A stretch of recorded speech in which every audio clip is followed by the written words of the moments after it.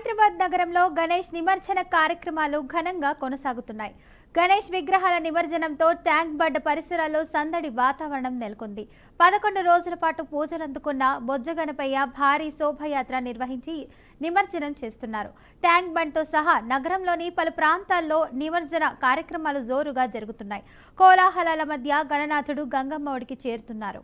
వివిధ రూపాల్లో ఏర్పాటు చేసిన విఘ్నేశ్వరుడి విగ్రహాలు బేగం బజార్ నుంచి ట్యాంక్ బండ్ కు తరలి వెళ్తున్నాయి. హనుమాన్, నరసింహ, వెంకటేశ్వరుడు, శ్రీకృష్ణుడు, శివుడి రూపాల్లో ఉన్న భారీ గణనాథుడి ప్రతిమలు భక్తులను విశేషంగా ఆకట్టుకుంటున్నాయి. హుసేన్ సాగర్ తీరంలో జరుగుతున్న నిమజ్జనోత్సవాలను ఘనంగా జరుగుతున్నాయి. ఈ క్రమంలో వినాయకుల నిమజ్జనాల ఏర్పాట్లను సీఎం రేవంత్ రెడ్డి ఆకస్మికంగా పరిశీలించారు. పరిమిత వాహనాలతో సాదాసీదాగా ట్యాంక్ బండ్ కు చేరుకొని పరిశీలించారు.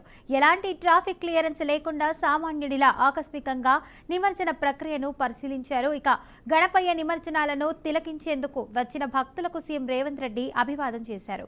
గణపతి బప్పా మోరియా అంటూ భక్తులతో కలిసి నినాదాలు చేశారు.